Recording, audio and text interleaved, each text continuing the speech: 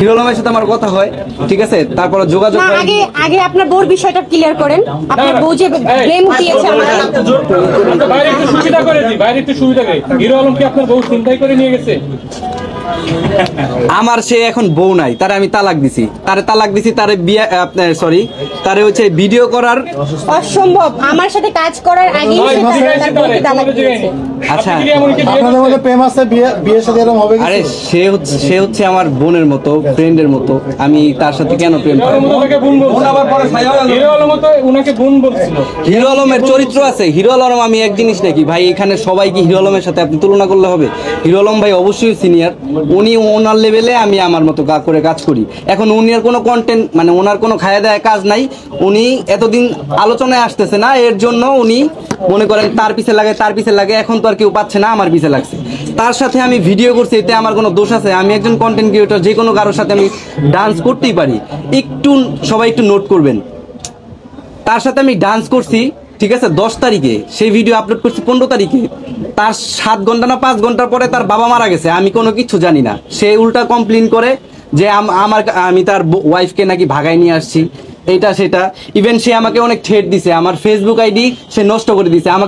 আমাকে বলছে আমি যদি তোর কিছু করতে না পারি তাহলে এই ঢাকা শহর আমি ছেড়ে দিব, ঠিক আছে। সে আমাকে এরকম কমপ্লেন দিছে, সম্পূর্ণ সবকিছু রিপোর্ট আমার কাছে আছে।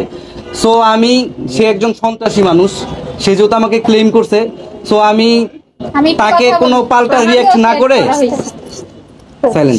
তাকে আমি কোনো পাল্টা রিয়াক্ট না করে, অবশ্যই দেশে আইন আছে, ঠিক আছে, আমি আইনের আশ্রয় নিছি। আমি পুলিশের কাছে গেছি, পুলিশের কাছে যাওয়ার পরে পুলিশ জিটি করে নিছে। দ্যাটস ইট, এই হচ্ছে ব্যাপার। তো তার কিছুদিন পরে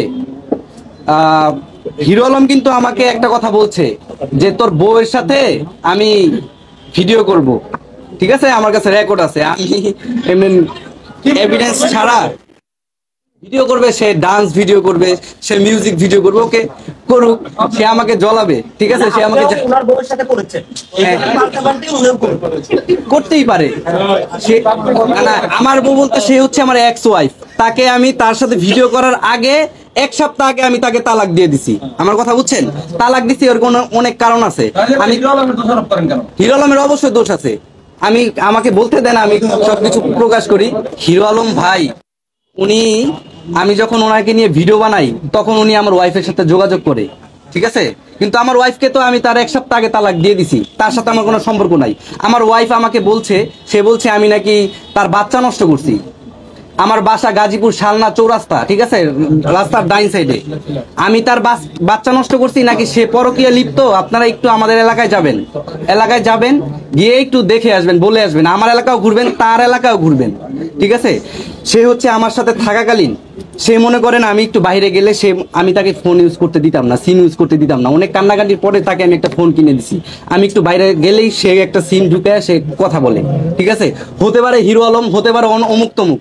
আমি একদিন দেখতে পারছি একটা ছেলে, তার নাম হচ্ছে আপনার রফিক করে নাম, তার সাথে আমার একটু দ্বন্দ্ব হয়, এটা নিয়ে ঝামেলা হয়। আমি তার সাথে আর কোনো কথা বলি না। তারপরে আমি বাড়িতে চলে যাই, কোথায়? গাজীপুর চলে যাই। গাজীপুর গিয়ে তাকে আমি তার আম্মুর কাছে বিচার দিই যে এরকম সে এরকম করে। তবে তার আম্মু আমাকে এটা ওটা বুঝায় দেয়, আমি তাকে নিয়ে আসি। এরকম টুকটাক ঝামেলা হয়। সে আমার এমনও দিন গেছে, আমার পায়ে পড়া এমন জিনিস দেখছি আমি, সে আমার পায়ে পড়ে আইসা মাপ চাইছে।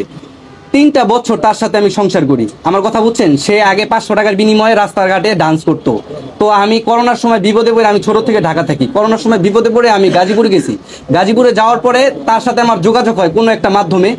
তো তাকে আমি বলি যে ঠিক আছে আপনি ডান্স করতে পারেন, ঠিক আছে। তারপরে সে আসছে, 2 মাস হয় নাই, তাকে আমি বিয়ে করে ফেলছি।